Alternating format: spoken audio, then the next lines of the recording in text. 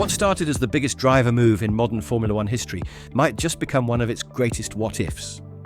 Lewis Hamilton, seven-time world champion, the driver who redefined domination at Mercedes, was supposed to be Ferrari's saviour, the missing piece. The Red Knight, destined to restore glory to Maranello and awaken a sleeping giant that hadn't tasted championship gold since 2008. But here we are, mid-2025, and the fairy tale has started to unravel faster than a broken DRS flap down the Monza straight. No wins, no podiums, and now, no confidence. At the Hungarian Grand Prix, Hamilton looked like a shadow of the man who once made F1 his playground. After qualifying 12th, while Charles Leclerc snatched pole, Lewis didn't sugarcoat it. "I'm useless," he told the world. It wasn't just self-criticism. It was a cry of frustration from a driver who has never sounded so lost. And then came the real bombshell. In a brief, cutting remark, Hamilton admitted, "There's a lot going on in the background that's not great." Suddenly, this wasn't about pace or setups anymore. It was about politics, culture, a deeper dysfunction under Ferrari's glossy red paint. Ferrari had marketed Hamilton's arrival as a new era. But contracts tell their own story. While labelled as a multi-year deal, insiders reveal Hamilton is signed through 2026, with an option on his side to extend into 2027. In other words, Lewis holds the keys. He controls whether Ferrari gets to finish the story. But after Hungary, you have to wonder, is he already reaching for the exit? That's when former driver and ex-FIA steward Johnny Herbert entered the conversation. Watching Ferrari's slow-motion implosion like the rest of us, Herbert suggested something most people weren't ready to hear. The Ferrari-Hamilton alliance might already be on life support. And if it doesn't improve by the end of 2025, don't be surprised if they pull the plug.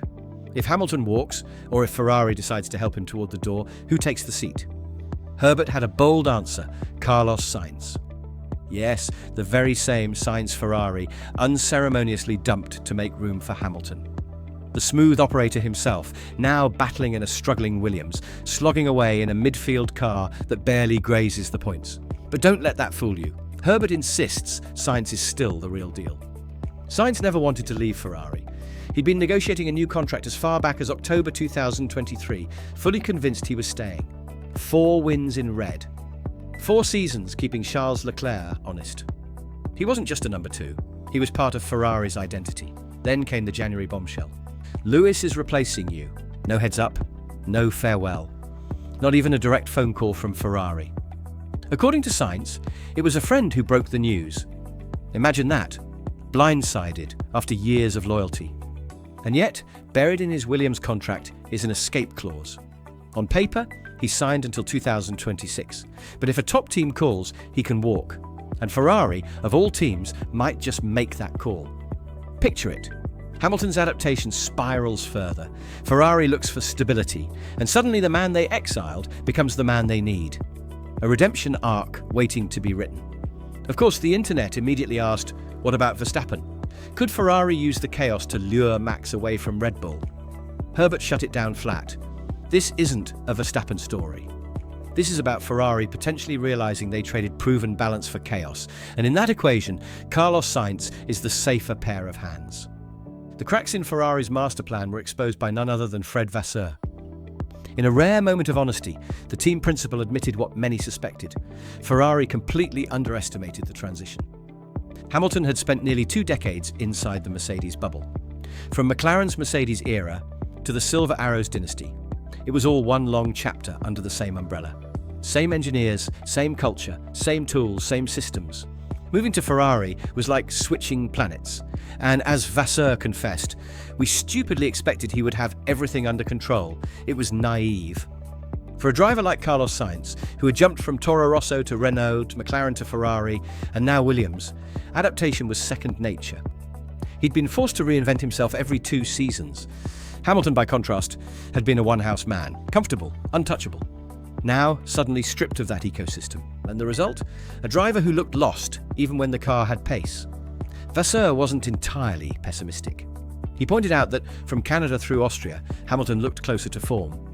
But then came Spa, a messy weekend, and Hungary, a disaster. He cautioned not to overreact. The gap from P1 to P12 was just over 1/10 of a second. That's Formula One. Fractions decide everything.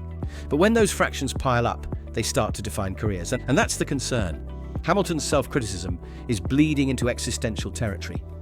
It's one thing to say the car isn't working. It's another to say maybe I should be replaced.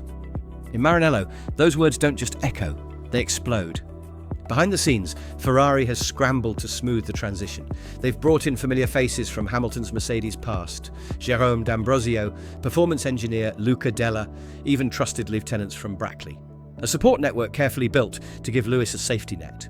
And yet, it hasn't been enough. Because Ferrari isn't Brackley. It isn't Brixworth, it's Maranello. And in Maranello, pressure doesn't build slowly, it erupts. Hamilton has shown flashes of brilliance. He won a sprint in China, finished third in Miami. In qualifying, he's reached as high as fourth in Monaco. But on Sundays, the podiums disappear. Strategy blunders, pit lane chaos, penalties. The kind of small mistakes that turn potential into dust. This is the Ferrari paradox. You don't just drive the car, you inherit the weight of Italy's sporting soul. Every radio message becomes a headline. Every grimace becomes a national debate. And Hamilton, the man who once embodied control, is now starting to look like another victim of Ferrari's unforgiving culture. In fairness, not all of it is on him. Ferrari has tripped over itself more than once this season. Calls on tyre choices that left him stranded. A safety car gamble gone wrong. Technical gremlins that Mercedes would have strangled before FP1 even ended. Still, the optics are brutal. The driver who was supposed to restore glory looks like a passenger in a team spiralling out of control. And when Hamilton mutters about things in the background, fans don't just hear frustration, they hear politics, the silent war that has doomed so many Ferrari projects before.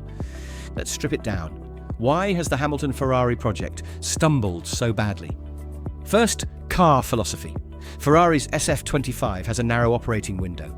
Leclerc has adapted, dancing on the edge of instability. Hamilton, used to Mercedes' planted rear end, fights constant oversteer. He isn't slow, but the margin for error is razor thin. Second, strategy execution. In F1, a single second lost in the pits can cost 5 places. Hamilton has been burned multiple times this season by Ferrari's old Achilles heel, decision-making under pressure. Third, psychological strain. At Mercedes, Hamilton was the centre of gravity. At Ferrari, he's the outsider. Leclerc is the golden child, the man Ferrari sees as its long-term future. For the first time in years, Hamilton feels politically vulnerable. All of this feeds into a vicious cycle. Poor results fuel self-doubt. Self-doubt amplifies mistakes. Mistakes breed more poor results. And round it goes. The danger isn't just performance, it's reputation. Ferrari didn't just sign Hamilton the driver, they signed Hamilton the icon. The global superstar meant to make Ferrari relevant to a new generation.